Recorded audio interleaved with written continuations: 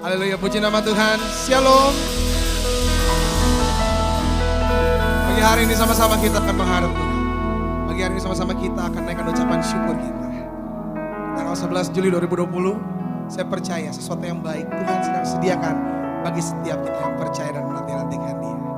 Kita akan mulai segera morning prayer kita. Mari tundukkan kepalamu. Kita bersatu dalam doa. Kami datang dengan penuh ucapan syukur. Kami datang dengan penuh kerendahan hati. Kami mau menikmati kebaikan-Mu. Kami mau menikmati bait-Mu. Lewat pujian dan pengagungan kami. Kami percaya hati-Mu disenangkan. Kami percaya sesuatu yang baik sedang Engkau rancangkan dalam kehidupan kami. Kami awali aktivitas kami di hari ini dengan mengandalkan Engkau sepenuhnya dalam hidup kami. Terima kasih Tuhan Yesus. Terima kasih Roh Kudus. Terima kasih untuk segalanya. Kami siap untuk meninggikan nama-Mu di dalam nama Tuhan Yesus. Haleluya. Amin.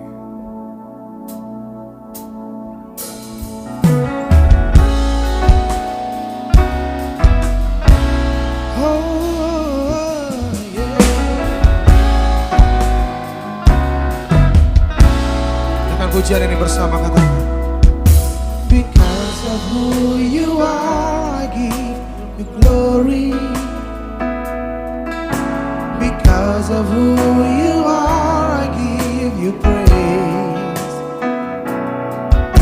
Because of who you are, I will lift my voice and say, Lord, I worship you. Because of who you are. Because of who you are. Because of who you are, I give you glory. Oh yeah. Because of who you are, I give you praise. Because of who you are, I will lift my voice and say, Lord, I worship you.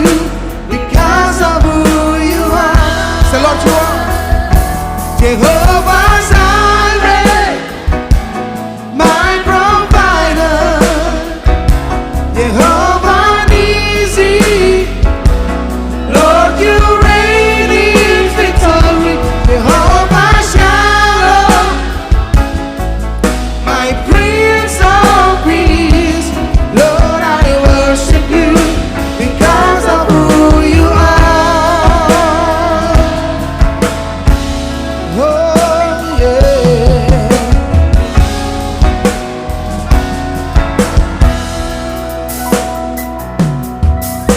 Because of who you are, I give you glory. Because of who you are, I give you praise. Because of who you are, I will lift my voice and say, Lord, I worship you. Because of who, Lord, I worship you. Lord, I worship you. Because of who you are. Oh, Jehovah Jireh, my provider. Jehovah Nissi, Lord, you reign in victory. Jehovah Shalom, my Prince of Peace. Lord, I worship you because of who you are. Say Jehovah Jireh, Jehovah Jireh, my provider. Jehovah Nissi, Lord, you reign in victory. Jehovah Shalom, my Prince of Peace. Lord, I worship you because of who you are. Say, Lord, I worship you. Lord, I worship you because of who you are. Lord, I worship you. Lord, I worship you because of who you are. Oh, because of who you are. We worship you and we adore you, Lord. Tiada yang seperti Engkau. There is none like you, Lord. There is none like you. Jesus. We give you all the glory, we give you all the praise. You are worthy to be praised. Engkau layak disembah, layak ditinggikan. Engkau layak disembah, layak diagungkan untuk selama-lamanya. Oh, thank you, Jesus.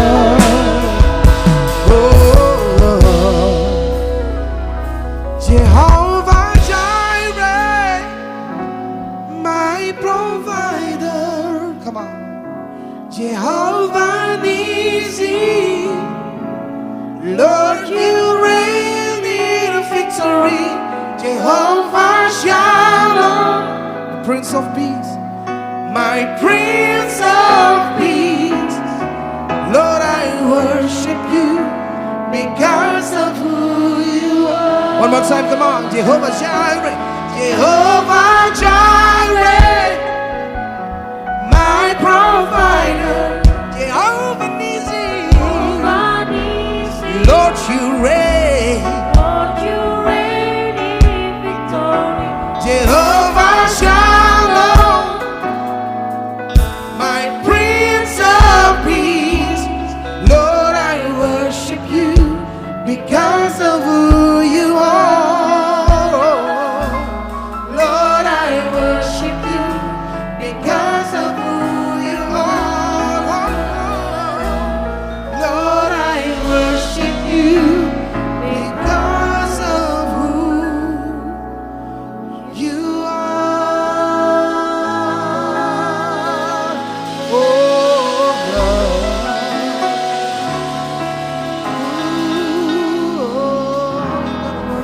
we're gonna worship you. Thank you, Jesus. I'm coming back to the heart of worship. Yes, it's all about you. It's all about you, Jesus.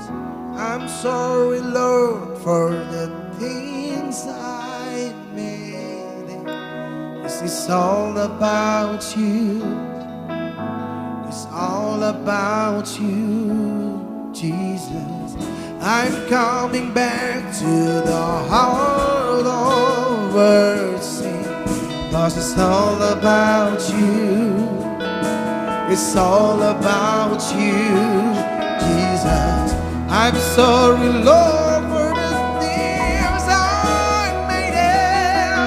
Yes, it's all about you.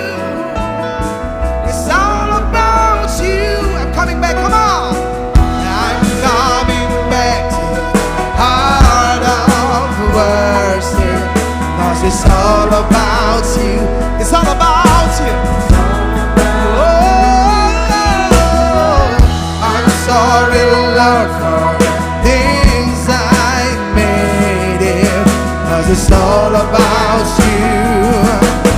It's all about you. Say, God, I'm coming back. I'm coming back to the heart of worship, 'cause it's all about you. It's all about you, Jesus. I'm sorry, Lord, for things I made it, 'cause it's all about you. Oh, it's all about you, Jesus. It's all about you. It's all about you. Say yes, it's all about you. Yes, it's all about you, Jesus. Oh, it's all about you. It's all about you. Yes, it's all about you, Jesus. It's all about you. It's all about you. Yes, it's all about you, Jesus. It's all about you. It's all about you. Yes, it's all about you.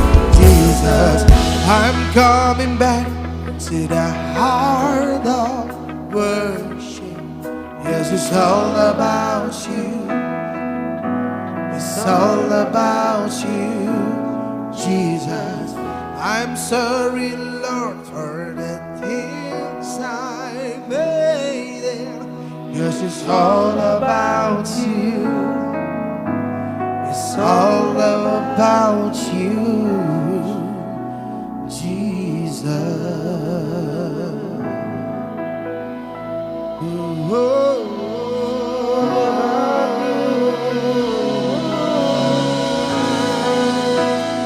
It's all about you, Jesus.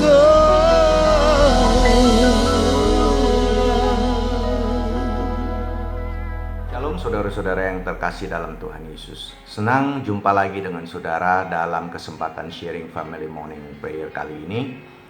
Saya berdoa Anda sehat dan bahagia selalu.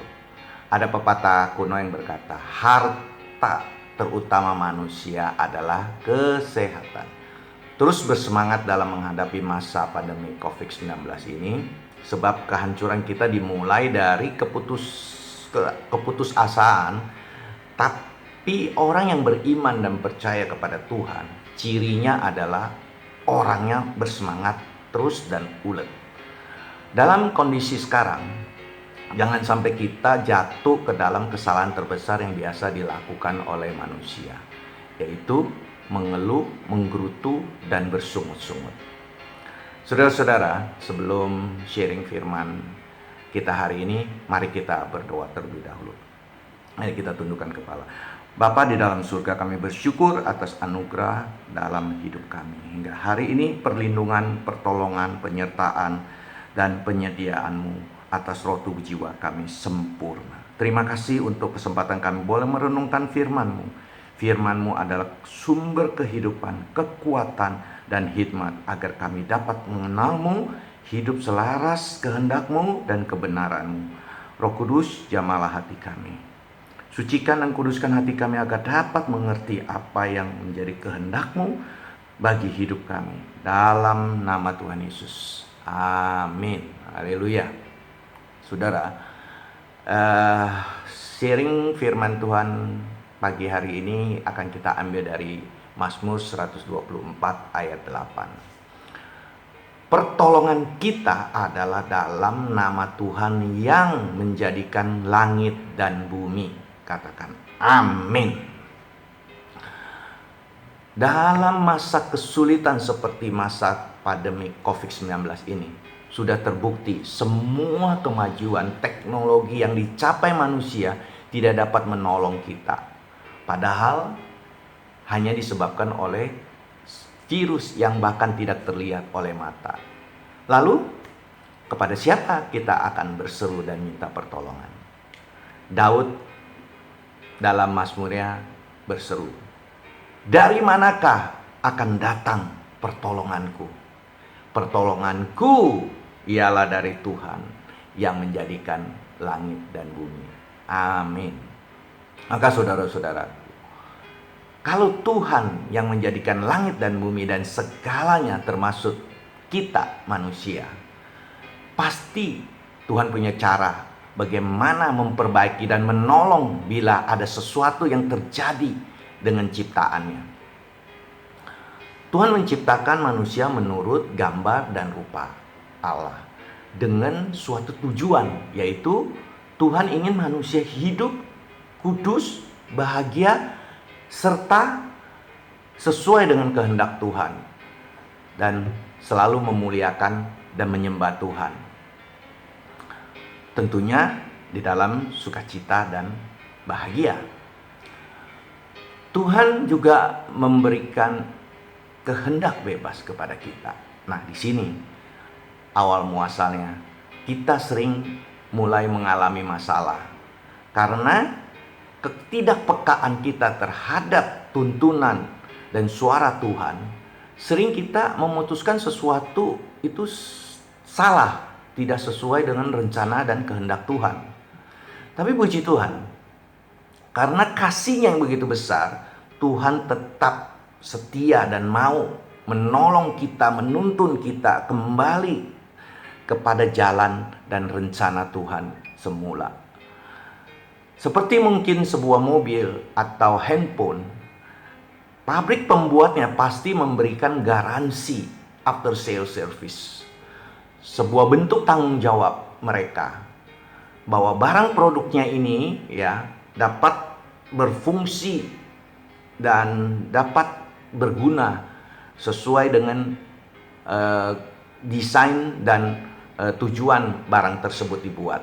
Nah, dari pabrik itu juga biasa menyertakan buku manual bagaimana cara memasangnya, mengoperasikannya sehingga barang itu dapat dipakai sesuai fungsi dan dapat berguna maksimal. Nah, dan kalau sampai ada masalah, pasti barang itu dapat dibawa ke tempat service centernya. Nah, lalu dengan kita bagaimana manusia? Tuhan juga menyediakan suatu manual book bagi manusia bagaimana cara hidup sesuai dengan rencana Tuhan. Manual book itu disebut Alkitab atau dalam bahasa Inggris disebut Bible. Bible itu singkatan dari B, basic, I, instruction, B, before, L, living, E, earth. Jadi Bible itu singkatan dari basic instruction before living earth. Jadi hati-hati saudara-saudara, jangan sampai kita tidak baca buku manual yang diberikan oleh Tuhan. Bisa-bisa kita tidak mengerti bagaimana basic instructionnya kita nanti mau kembali ke surga. Nah, Bible ini diberikan bagi kita sebagai suatu instruksi, satu tuntunan agar kita dapat hidup sesuai dengan kehendak Tuhan, sehingga kita dapat berfungsi dan berguna bagi orang lain secara maksimal. Ada amin? Baik, saudara-saudara, dalam kehidupan kita semua memiliki kisah hidup yang berbeda. Mungkin ada pergumulan-pergumulan yang besar yang pernah kita alami. Saya secara pribadi juga pernah mengalaminya, yang bahkan sampai menggoyahkan iman kita.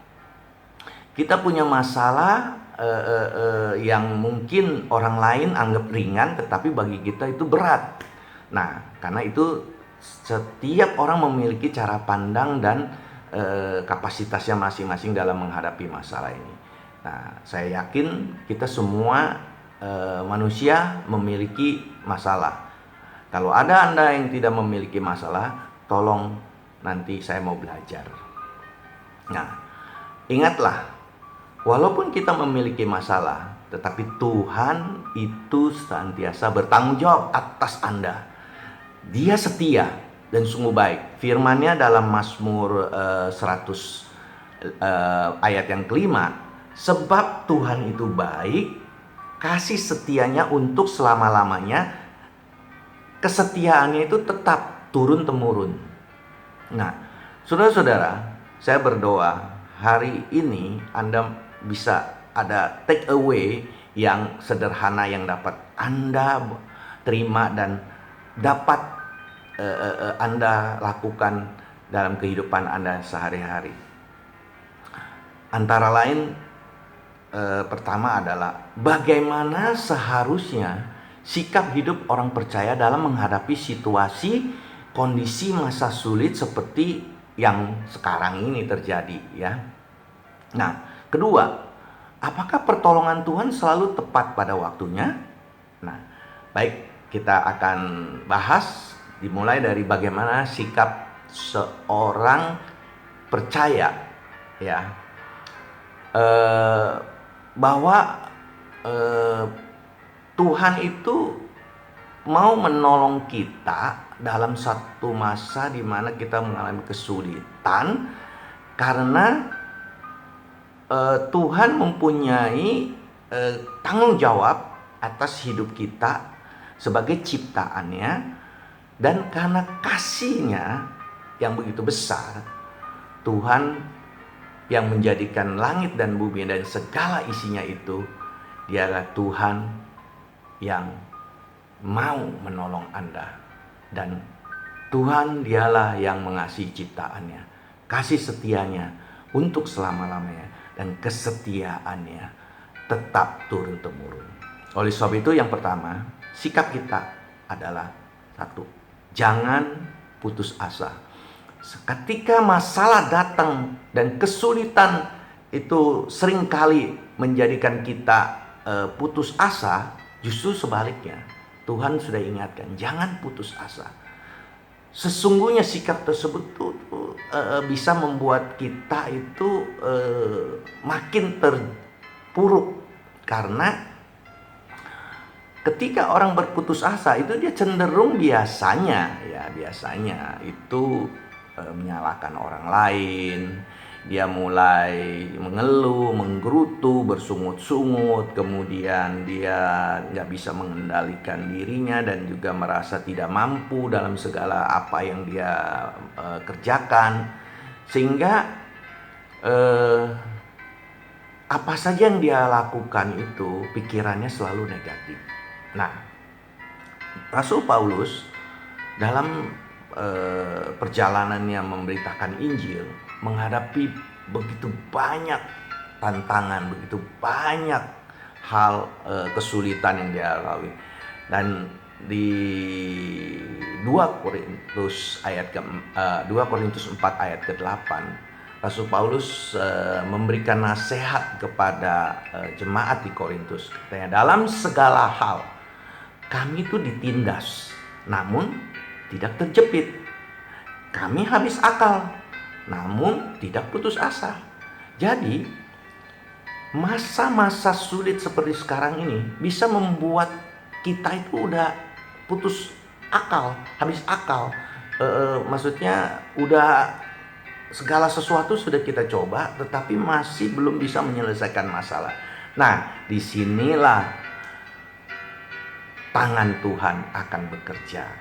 Ketika kita tidak putus asa, ketika sesuatu sudah tidak masuk logika, disitulah kuasa mujizat Tuhan bisa terjadi.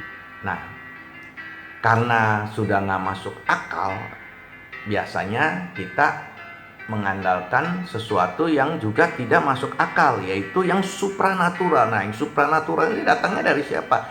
Ya, itu hanya dari Tuhan Allah pencipta langit dan bumi, yaitu Tuhan Yesus. Kepada siapa kita berseru? Ketika kita berseru kepada Tuhan, Dia memberikan kita kekuatan untuk menghadapi semua pencobaan. Jadi percayalah, Tuhan Yesus pasti akan sanggup memulihkan apa yang sedang kita hadapi. Jadi sekali lagi, jangan putus asa. Tetap ada pengharapan di dalam Tuhan. Amin. Dan yang kedua, semakin mendekatkan diri kepada Tuhan. Nah, jangan fokus hanya kepada masalah, supaya kita tidak terdistract. Dan justru karena distraction itu kita menjauh dari persekutuan, terutama persekutuan pribadi dengan Tuhan.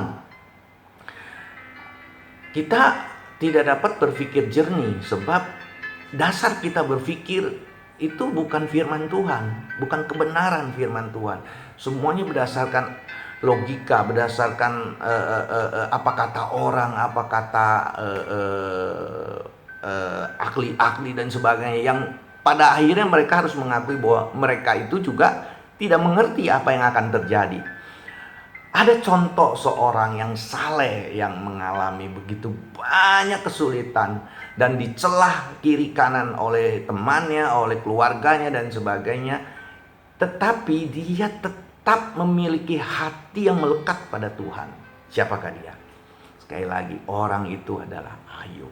Saya senang sekali belajar dari Ayub ini, sebab Ayub ini adalah orang yang luar biasa, yang mempercayakan hidupnya sepenuhnya hanya kepada Tuhan. Walaupun musibah itu datang bertubi-tubi, bahkan istilahnya hanya tinggal dirinya pun yang sudah dalam keadaan sakit luar biasa, itu dia masih punya pengharapan bahwa Tuhan, atau janji Tuhan akan selalu menolongnya. Sehingga akhirnya apa yang Tuhan lakukan? Tiada lain, tiada bukan, Tuhan hanya dapat menepati janjinya, yaitu Tuhan mengembalikan semua milik Ayub, bahkan berlipat kali ganda dengan berkatnya yang luar biasa.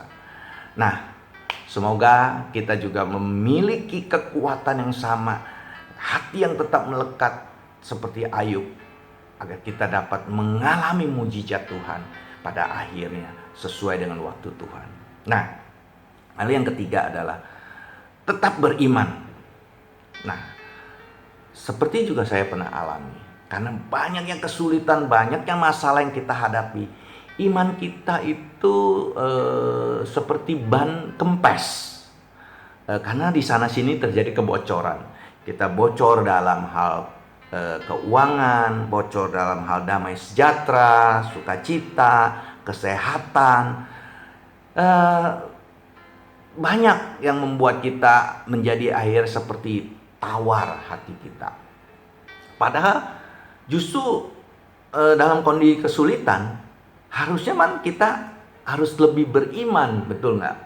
Kalau kita malah jadi kempes imannya, mujizat tidak akan terjadi. Mujizat itu terjadi sesuai dengan firman Tuhan, dan iman itu timbul dari pendengaran akan firman Tuhan, firman Kristus. Nah, menjadi firman yang menjadi berkuasa menjadi sumber mujizat itu tidak kita dengar, tidak kita baca, otomatis tidak akan pernah ada mujizat yang terjadi. Nah, ketika kita baca firman Tuhan itu akan timbul iman, keyakinan di hati kita bahwa Tuhan tuh memberikan jalan keluar bagi setiap permasalahan dalam hidup kita. Karena hanya melalui berkat dan firman Tuhan kita bisa tenang, jernih, berpikir, mengambil keputusan-keputusan terbaik untuk menyelesaikan masalah-masalah yang sedang kita hadapi. Seperti contoh ketika bangsa Israel sudah dalam keadaan yang terjepit, mereka harus menyeberangi sungai Yordan untuk menuju masuk ke tanah Kanaan. Sedikit lagi mereka akan menerima berkat yang luar biasa, tanah yang penuh dengan susu dan madu. Tapi mereka menghadapi permasalahan itu harus melewati sungai Yordan. Nah, di situ Tuhan datang kepada Yosua, katakan, jangan takut, kuatkan dan teguhkan hatimu. Disitulah timbul kekuatan yang baru, iman yang baru, bahwa Tuhan yang menyertai, ada Tuhan yang dahsyat, Tuhan yang sanggup menolong. Hingga pada saat bangsa Israel menapakkan kakinya di sungai Yordan, air sungai Yordan terbelah dan bangsa Israel dapat menyeberang dan masuk, menikmati, merebut tanah perjanjian. Nah, Bapak dan Ibu yang terkasih dalam, mujizat itu terjadi ketika ada iman. Iman yang sesuai dengan firman Tuhan. Nah, jadi berkat Tuhan pasti telah tersedia. Sekarang apakah kita mau menerimanya dengan iman? Nah, saya berdoa saudara-saudara akan menerima janji dan berkat Tuhan sesuai dengan iman dalam firman Kristus. Amin. Yang keempat, tetap bersyukur dan berdoa. Masalah apapun yang terjadi dalam hidup, kita harus tetap bersyukur. Karena di dalam ucapan syukur itu, kita diberikan kekuatan untuk melakukan apa yang harus kita lakukan untuk menghadapi masalah hidup itu. Masalah sesulit apapun, ketika kita bersyukur, ketika kita mulai berdoa kepada Tuhan, apa yang harus kita lakukan? Kita dapat pengharapan, dapat penghiburan, dapat kekuatan untuk kita memulai lagi. Walaupun kemarin kita gagal, kita akan ada kekuatan baru untuk mencoba lagi dan mencoba lagi. Sehingga pada dasarnya firman Tuhan yang Tuhan berikan bagi kita itu adalah solusi bagi kita untuk mengatasi masalah yang sebenarnya lebih kecil atau lebih ringan daripada firman dan kekuatan Allah yang berkuasa atas masalah kita. Karena di firman Tuhan dikatakan di 1 Korintus 10 ayat yang ke-13, Tuhan tidak pernah akan memberikan pencobaan yang melebihi kemampuan kita. Jadi dikatakan pencobaan-pencobaan yang kamu alami ialah pencobaan yang biasa, yang tidak melebihi kemampuan atau kekuatan manusia. So Allah setia karena dia tahu kita nggak sanggup kalau pencobaan itu melebihi kekuatan. Jadi dia tidak akan membiarkan kita dicobai melampaui kekuatan. Pada waktu kita dicobai, kita mengalami masalah, dia akan memberikan jalan keluar bagi kita supaya kita dapat menanggungnya. Amin. Jadi ketika kita ada kesulitan, saat itu jangan khawatir, tetapi pertama adalah mengucap syukur, berdoa, percayalah bahwa Tuhan membantu kita untuk menyelesaikannya tepat pada waktunya. Nah, tetap bersyukur dalam segala hal. Mengucap syukur dalam segala hal. Sebab itulah yang dikehendaki Allah di dalam Kristus Yesus bagi kamu. Dalam ucapan syukur ada kekuatan baru. Selain bersyukur, tentunya kita jangan lupa berdoa. Melalui doa, kita dapat mengungkapkan semua hal yang kita rasakan kepada Tuhan. Bisa-bisa aja kita curhat kepada keluarga, kepada teman, tetapi melalui doa kita bisa mencoba untuk menceritakan seluruh permasalahan kita kepada Tuhan. Sebagai umat Kristen kita diajarkan untuk menyatakan keinginan kita kepada Tuhan dalam doa sesuai dengan firman Tuhan yang diambil dari Filipi 4 ayat yang ke-6. Janganlah hendaknya kamu khawatir tentang apapun juga, tetapi nyatakanlah dalam segala hal keinginanmu kepada Allah dalam doa dan permohonan dengan ucapan syukur. Jadi doa dan ucapan syukur. Lebih banyak sesuai dengan arahan gembala kita dalam khotbah hari Minggu yang lalu, tanggal 5 Juli, kita masuk dalam sabat, rest dan relax in God, sesuai dengan tuntunan gembala itu. Maka ayo kita lebih banyak mendekatkan diri pada Tuhan, bersyukur, berdoa lebih banyak dalam setiap keadaan kita. Anda bisa lihat lagi videonya di YouTube untuk khotbah Minggu tanggal 5 Juli yang lalu.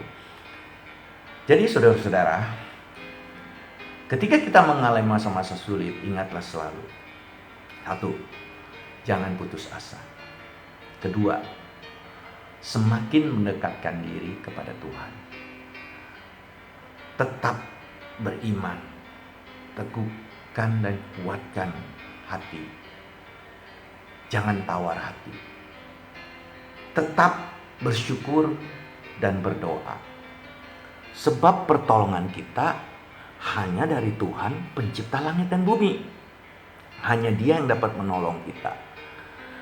Terakhir, sebelum kita tutup, pertanyaan yang mungkin sering juga kita tanyakan. Apakah pertolongan Tuhan itu tepat pada waktunya? Tentu saja Tuhan tidak pernah terlambat.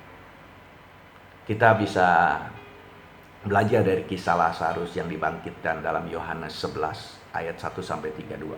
Kita tidak akan baca seluruh ayatnya, tetapi saya akan emphasis di Yohanes pasal 11 ayat yang ke-6. Di situ dikatakan gini. Namun setelah didengarnya bahwa Lazarus sakit, Yesus sengaja tinggal 2 hari lagi di tempat di mana ia berada. Saudara-saudara yang dikasihi Tuhan, dalam perjalanan hidup ini seringkali kita dihadapkan pada permasalahan berbagai macam-macam pergumulan, dan kita meresponinya pun dengan bermacam-macam, ya kan? Umumnya respon kita yang paling sering adalah ya kita kecewa karena tidak sesuai harapan kita. Ada yang jadi putus asa, bahkan jatuh dalam stres dan depresi. Tetapi saya mau katakan bahwa pertolongan Tuhan itu tidak pernah terlambat.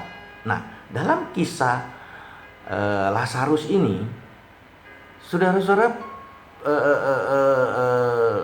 perlu pahami, perihal waktu ini sulit. Ya, karena kita pakai, atau pada masa itu mungkin Maria, Marta, dan saudara-saudaranya Lazarus, bahkan murid-murid Yesus mungkin juga kecewa karena Yesus sengaja tinggal 2 hari lagi ketika sudah tahu bahwa Lazarus itu sedang sakit keras gitu. Sebab setiap kita maupun mereka pada saat situasi itu, pada konteks masa itu, mungkin juga mereka maunya tuh Yesus langsung segera menuju ke Betania, ke tempatnya Lazarus, untuk menyembuhkan Lazarus. Nah, itu karena keinginan kita, yang maunya doa kita itu dijawabnya instan, cepat, nggak usah nunggu lama, ya kan? Nah, padahal itu bukan waktunya Tuhan.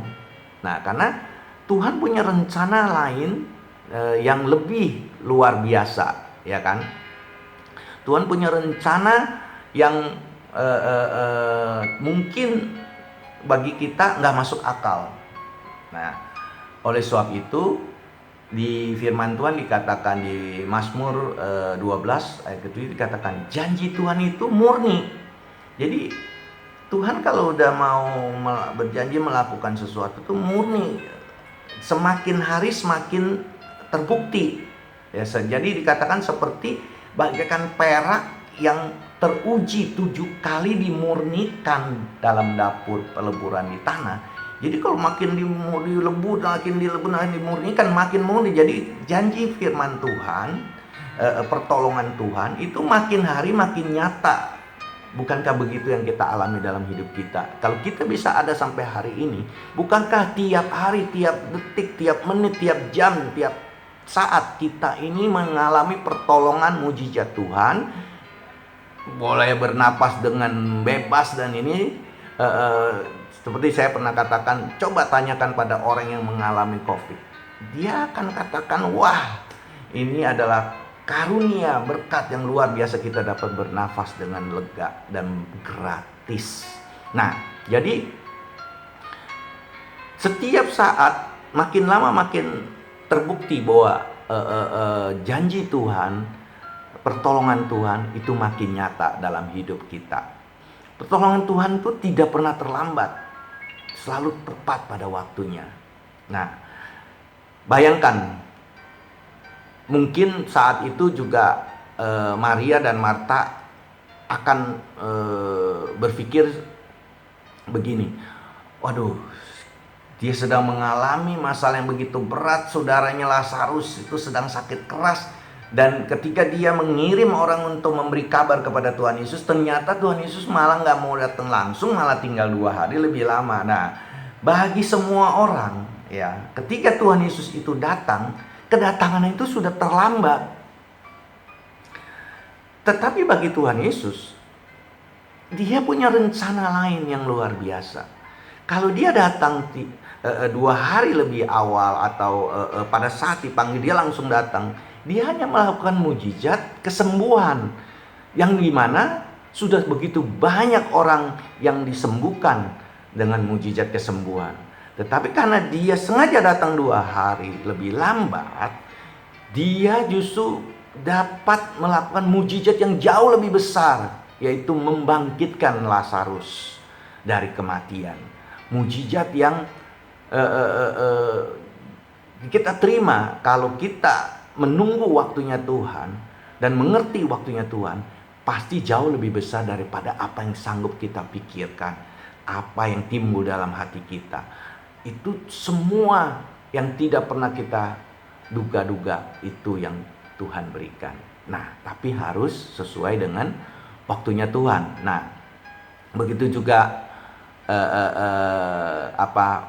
pada saat Lazarus dibangkitkan, bukankah itu sukacita yang jauh lebih besar, yang luar biasa, karena orang semua sudah istilahnya sudah putus asa karena udah nggak mungkin lah ya, Lazarus sudah mati.